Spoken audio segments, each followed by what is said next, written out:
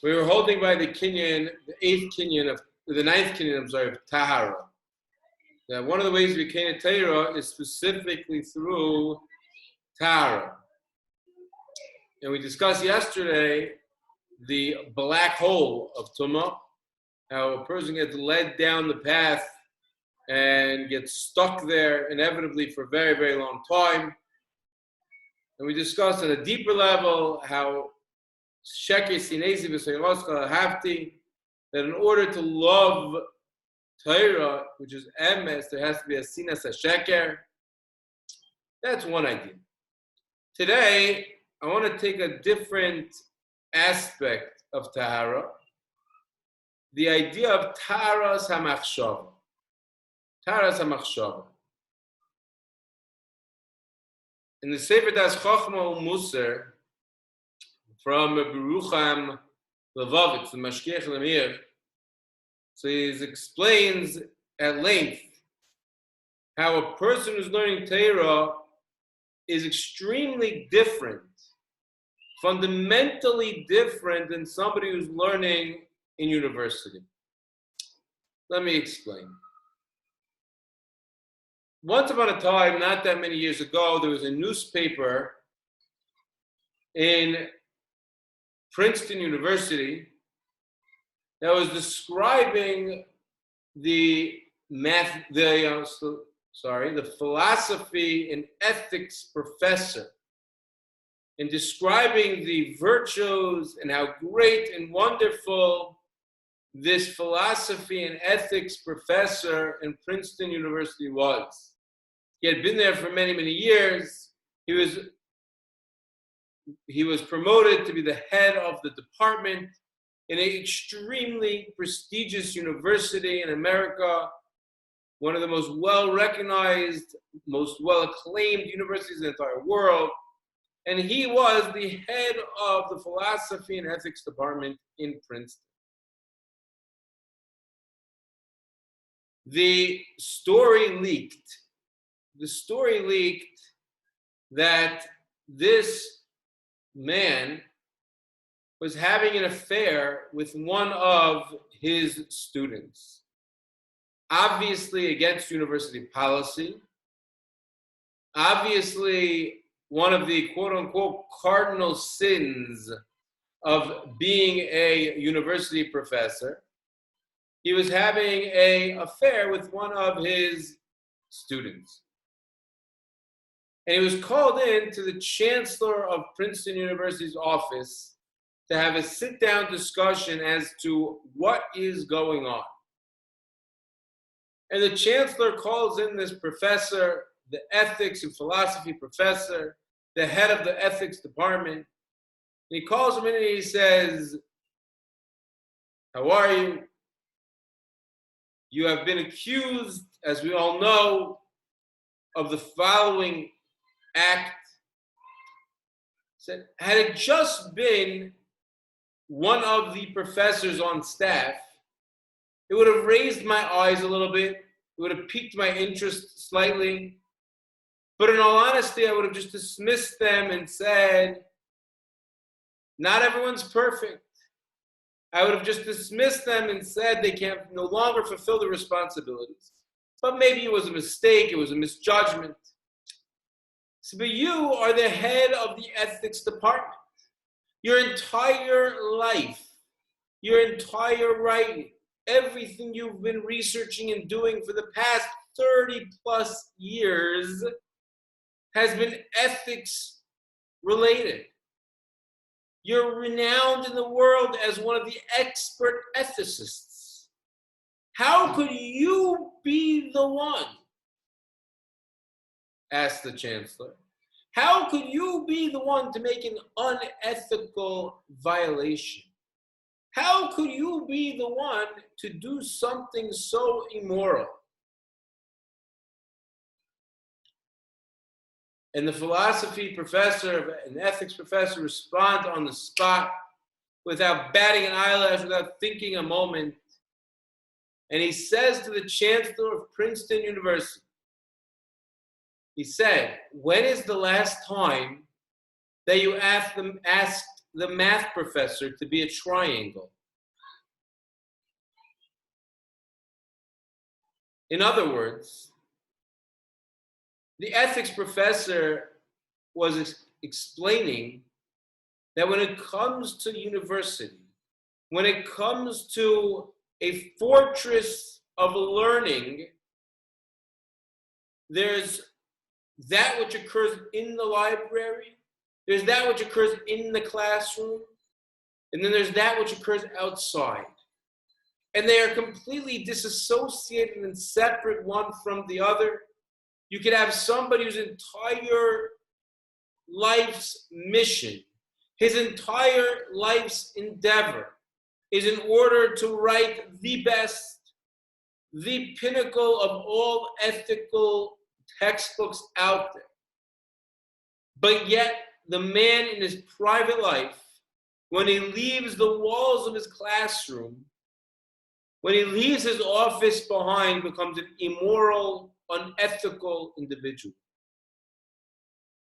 Just like the mathematics professor is never asked to be a triangle, so too the ethics professor is never asked to be ethical.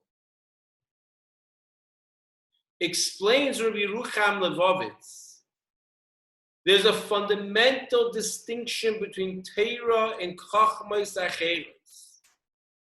When it comes to learning in university, you could pursue the greatest learning endeavors out there. You could become the greatest ethicist and the greatest mathematician. But it's irrelevant and irrespective of a person's essence of who they are. As long as they're devoted, as long as they're committed, as long as they have the energy, then they can accomplish. And they will become a greater, more knowledgeable, more well-acclaimed, more well-renowned individual. Says Rabbi Rucham, Torah doesn't work that way. Torah is not like that. Torah isn't just an intellectual pursuit. Torah isn't just walk into the Beis Medrash, acquire knowledge, get more information. Says Rabbi Rucham, if you want to be a Baal Torah, a Ben Torah, you want to be somebody who Torah becomes part and parcel of who you are, you need to live a life of Torah. You have to have Toichoi Kebara, where your inner essence reflects the outer appearance of the individual as well. The pasuk says in Tehillim, Yiras Hashem Tahira Omedes La'ad. As long as there is Yiras Hashem, which is Tahira, it will last forever. As long as there's Yiras Hashem in a situation of Tahara, it can endure and it can remain. And the Gemara in Yuma darshans on this pasuk, Zeh Haloyme Torah b'Tahara. This is somebody who learns Torah with Tahara. Rashi explains b'Tahara b'li hirhur aveira.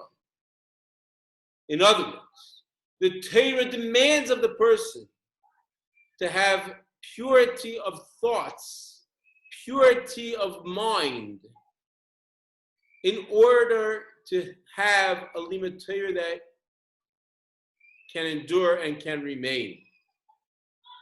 It demands of the person to protect himself, to remain in a level of Kedusha, in order that he can have a siyata d'shmaya for hatzlocha and learning. Because without Kedusha, he won't have that siyata d'shmaya at all. Ad kan divrei Rabbi Rucham Levovitz. Tahara is not just an external, secondary means connected somehow tangentially to Torah. No. If you want Torah, if you want to be a Ben Torah with Tahira Imedes La'ad, it has to be with a complete demand and a complete pursuit of Nikiyos Adas and Nikiyos and Taras and Machshav. How do we accomplish this? It's a very high level. It's very difficult. How does one reach that level? In the Maaseh, it's beferish in the Mesilas Yesharim. The Matisyahu Solomon points out to the Mesilas Yesharim Perek that tells us, based on the Gemara in Kedusha, that the only way to overcome machshavos zaros v'rois, machshavos aveira, the only mechanism to accomplish anything is through Torah. In other words, limud Torah, when somebody completely gives over themselves to limud Torah, they have the capability of quote unquote brainwashing themselves, of purifying their thoughts and purifying their minds in a way that they can actually accomplish Torah and it can remain with them. Not only is Torah the information, Torah is also the prescription to rectify the problem. Says the Mesilas Yesharim, imagine somebody chas v'chalila has a very, very bad machal, gets sick in a very bad way. And if he goes to the appropriate doctors, they will prescribe to him the appropriate medication that will enable him to overcome his sickness and get better. The refuah is yadua, it's known in the world already. All he has to do is to ask the appropriate people and then follow the prescription. Says the Mesilas Yesharim, alternatively, the man can go to somebody who thinks he understands what's going on, who believes he has some rational reason of how to rectify the problem, how to fix, how to cure the disease. But he has no experience, he has no license, he's never done it before. But the man, intellectually, it makes sense that this is the way to fix the problem.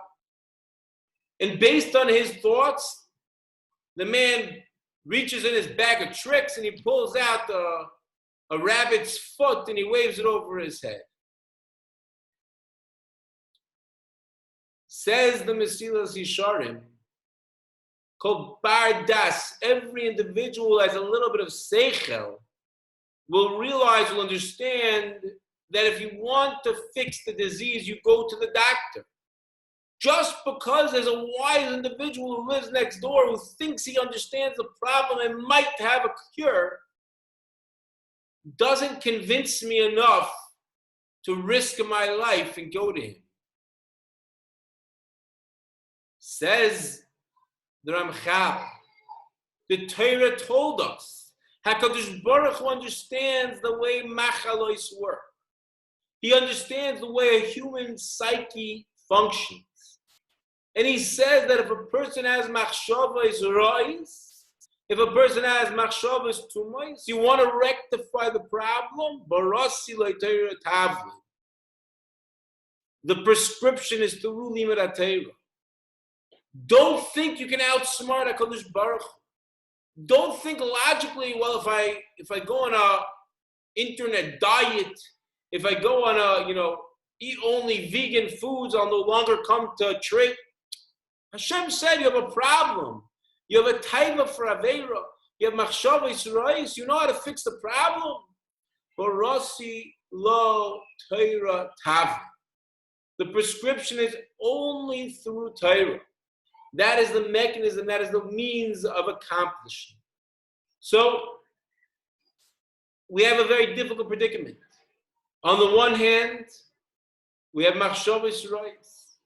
And we want the Torah to remain, we want our limud to endure. And yiras Hashem tahira, that's loymei Torah b'tahara, that's what Matisyahu. So I need to have Tahara to have my learning endure.